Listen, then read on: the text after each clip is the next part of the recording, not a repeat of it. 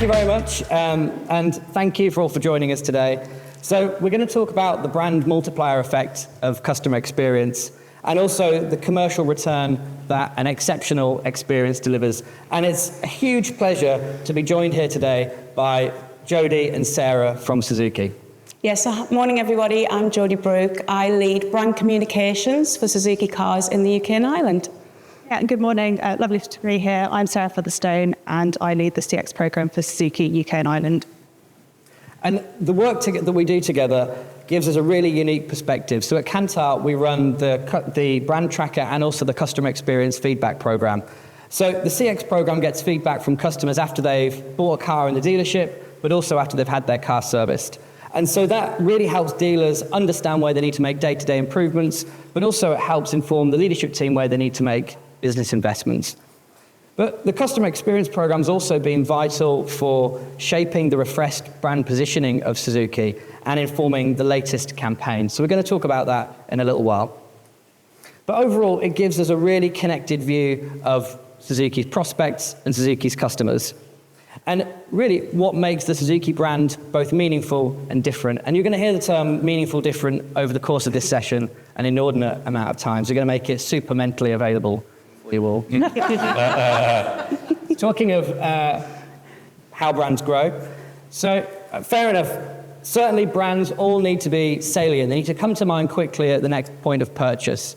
They need to be, mentally available and associated with a particular need. But they also need to be seen as meaningful, recognized as meeting customer needs, ideally forming an emotional connection such as trust. Plus, customers need to feel that the brand stands out as offering something that no other brand does. So these foundations apply very much to overall brand perceptions, but just as much to overall brand perceptions as they do to customer experience as well. So Suzuki, it's always been a bit quirky, sense of fun. And I remember back in the 90s, my mum's friend, she had a white Vitara. It was big bull bars, it had big wheels, lovely wheel arches, huge. It was the coolest thing. And I had a picture on my wall of the car, not my mum's friend. Wow. But Suzuki's moved on a long way since then. And I'd like to start understanding by how you got there. So, Jodie, you've been a huge part of the evolution of the Suzuki brand. So walk us through the journey. How has Suzuki gone from where it was kind of back then in the 90s to where it is now? Yeah, okay. I'm going to steal Marie's line. I'm a Suzuki veteran. Hopefully I don't look it, but I've worked with the brand for about 18 years now in various marketing roles. And just to give a bit of context, if you're not familiar with Suzuki, we very much class ourselves as a challenger brand in the automotive market. So we have about a 1.4% market share. So I was talking earlier about media share of voice.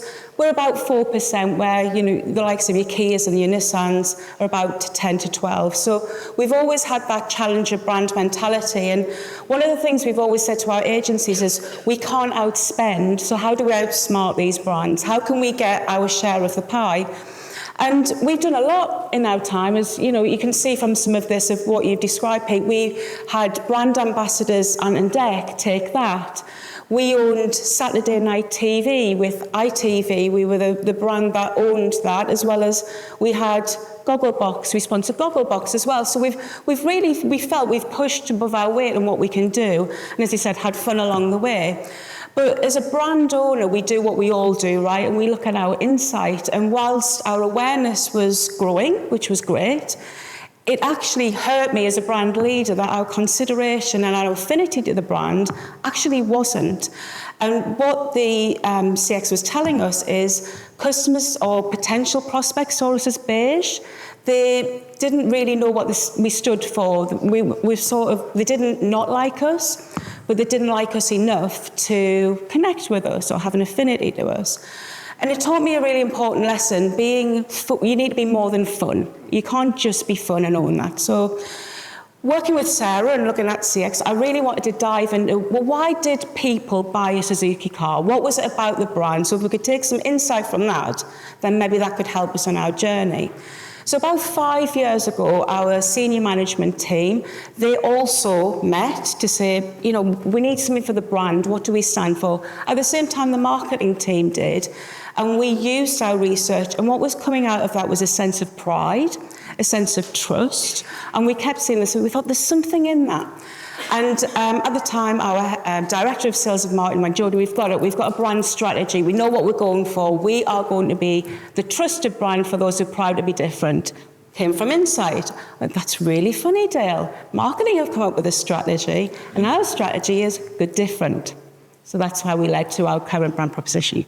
Awesome. And Sarah, let's zoom in on this a little bit. So what do you hear from customers? What does good different mean for their experience of Suzuki? Yeah, so I think as Jodie mentioned, a big part of our brand proposition was actually looking at our customers and seeing what they're saying about us. And there were lots of themes that came through within this, but one of the main ones was around pride. And it came up in a few different ways. So one being sort of the pride that the customers have to drive our cars, the pride that the dealerships have, just saying actually they're doing a really good job for you. One of the main bits that came through was people saying, actually, I drive a Suzuki, but none of my friends do. And they really took that sense of pride here. And they kind of described us as having the best kept secret on the road, which was music to our ears, wasn't it? Yeah, it really was. I mean, that whole sense of uniqueness, it was from our products, it was from our customer services, our marketing. You didn't have to pay more for a Suzuki to get the tech you wanted. And exactly like Sarah said, what people loved is the fact that on the school run, nobody else had their car, or in the street, nobody else had their car. And that whole sense of pride, really thought we've got something here. So we decided to put the customers at the heart of what we do and let them show people why they think the brand is so important. And that's why we came up with the next campaign. Sarah came to me, just so everyone knows, look at this, look what some customers said. And literally a customer had said in the CX, it's like owning the best kept secret on the road. And that's what led us to our latest campaign. Well, let's give it a watch.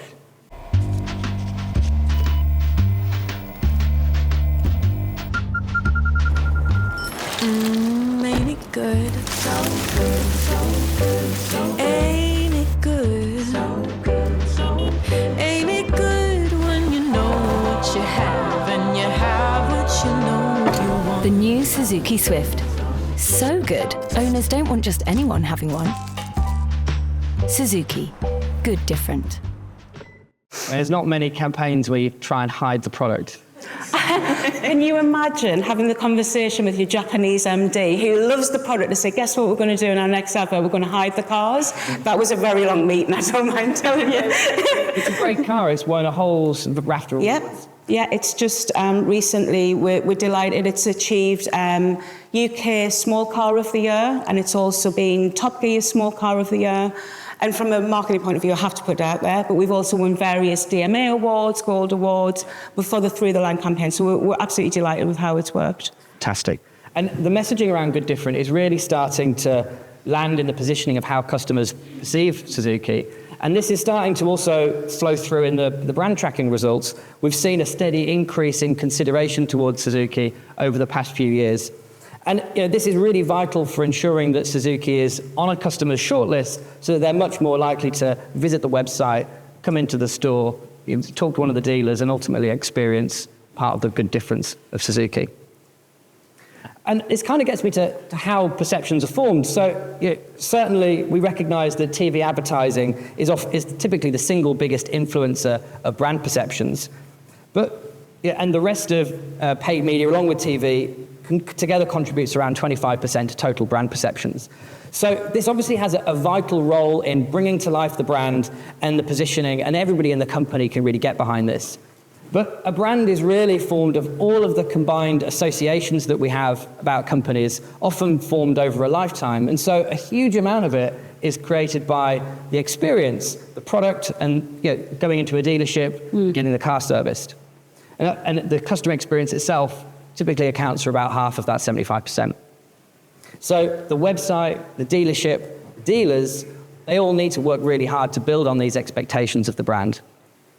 And so that means that everybody in the business really needs to understand what the brand means so that they can deliver on an experience that's exceptional and is meaningful and different. And Suzuki certainly does this. Our CX program shows that both in the numbers and in the commentary that we see, customers really value the exceptional sales and service experience that they get in a Suzuki dealership. The Institute of Customer Service ranks automotive firms based on their customer experience, and Suzuki's consistently in the top. And Sarah, we've been working together since 2022. Or incidentally, you went back to number 1. Coincidence. Yeah. And you've been scooping up awards ever since then. So it was great to join you at the Institute of Customer Service a couple of weeks ago, where you won the Customer Feedback Strategy Award. And I think there might be some colleagues from Nationwide in the room as well. Woo! And big congratulations to you guys too, because our CX program with you scooped the award for Best Customer Insights. That's fantastic. So a track record of winning awards, Sarah. What's your secret? What is it that you do to make that experience come to life? I think for us, really, it's about being really authentic and trying to keep things as simple as possible. So we don't actually own the customer experience from start to finish like many other brands do. We have a dealer network that kind of sits in between for us. So we have to keep things really simple, keep things consistent.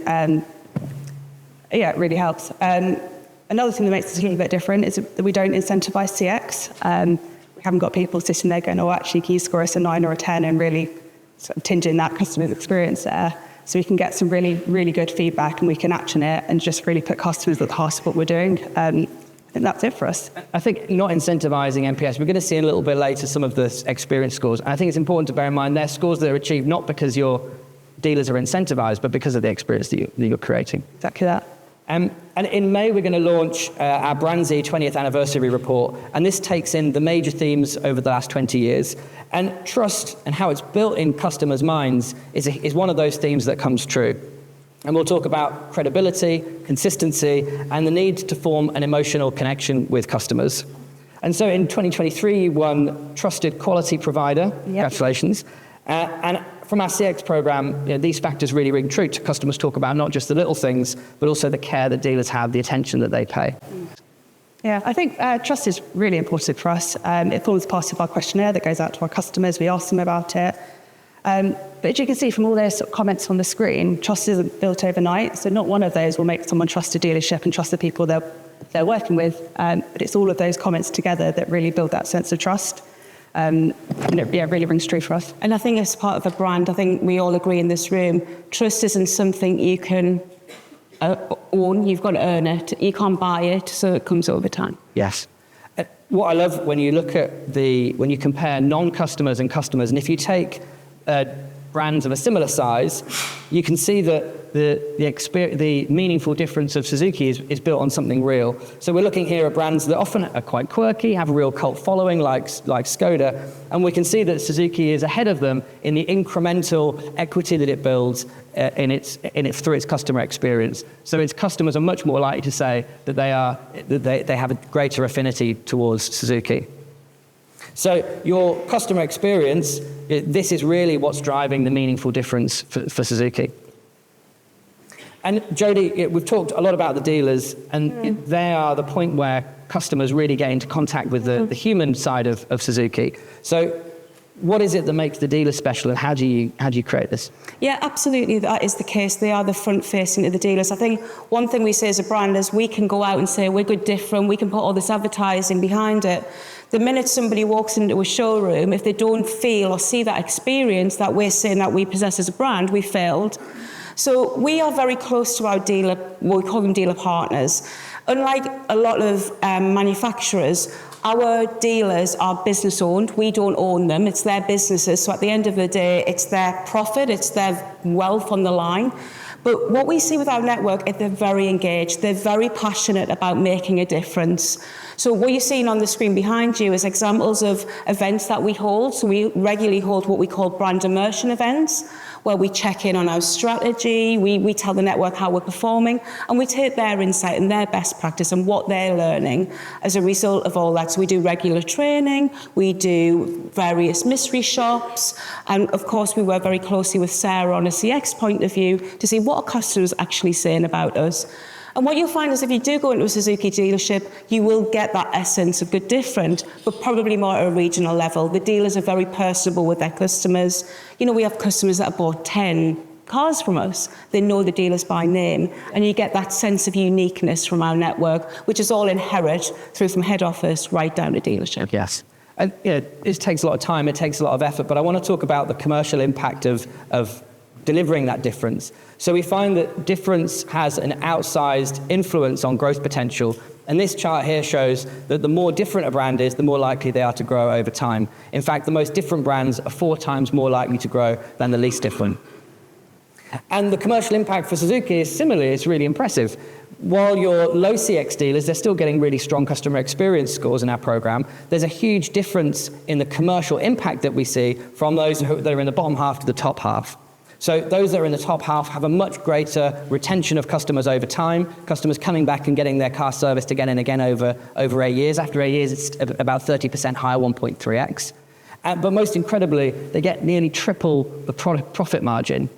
So it makes sense, really. Customers, they're more willing to keep coming back, and so these dealers are getting better profit margins.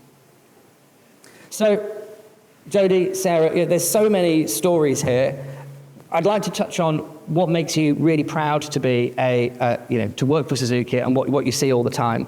These are your owners, and there's such a great range of people. There's people who are younger, people who are older, all looking very, very happy with their new Suzuki. And at Kantar, it's really great to understand the needs and the perceptions of all of these people and what you can do to make the experience better, across a whole range of different types of customers. So, Sarah, what is it that makes you really proud? What demonstrates Suzuki's meaningful difference through the experience for you? I think for me, it's just how much our customers talk to us. Whenever they complete their surveys, there's a few open ends there, and they really do tell us about the experience they've had. They mention all their different magic moments that have made their experience great, and they really do spend the time with us, which is really nice to see. I guess from like a dealer side of things, it's about keeping it simple, not overcomplicating it, and just remembering actually they're their own businesses. So we need to allow them to have their, put their own touch on it and really make that customer feel special. And I guess for us as Suzuki, it's about keeping things simple, but also not resting on our laurels. We've done really well in awards over the last few years. If we don't continue to improve, our competitors will overtake us. So it's that for me, really. So what's next then? Where do you go from here? What can we expect of the next couple of years? So this year is a very exciting year for us as a brand. We are about to launch our first fully electric car. So opening to obviously a new market for us, where it's important that this whole experience that we've described to you just now rings true. So that's coming later in the year, and I saw quite a few Rise Smiles at our Swift advert, which is very nice because our Evitar will follow a similar suit, so it'll be very much in a good different domain and probably customer centric. So that's coming. We've also just announced we have partnered with Soccer Aid this year. So we're official automotive partners of Soccer Aid, which again opens up to a new audience, a family audience who are very engaged with not only Soccer Aid, but the length of what we can do from that. But I guess for me, I just want to lean on what Sarah sort of alluded to. Good Different for us has been running now for about 4 years. And for me, it is about consistency and keeping that message. But I guess the lesson I have learned is exactly like Sarah says, we can't rest on our laurels. We need to keep our brand visible. But for us, Good Different, anybody can see you different. You can't be different for different's sake. So for us, it's different with meaning. Good Different, nobody can steal from us. It's true to our DNA. It's about our customers. And that's what makes us meaningful different, not different for different's sake. Awesome. Thank you. And it's been a real pleasure to sit up here and to present this to you guys. So we'll be in the bar after the break, probably by the Predisposed More People stand. So come on over, come say hey, ask us all kinds of questions. So big pleasure to sit up here. Thank you very much, Jodie. Thank you, Sarah. Thank you. And enjoy the break.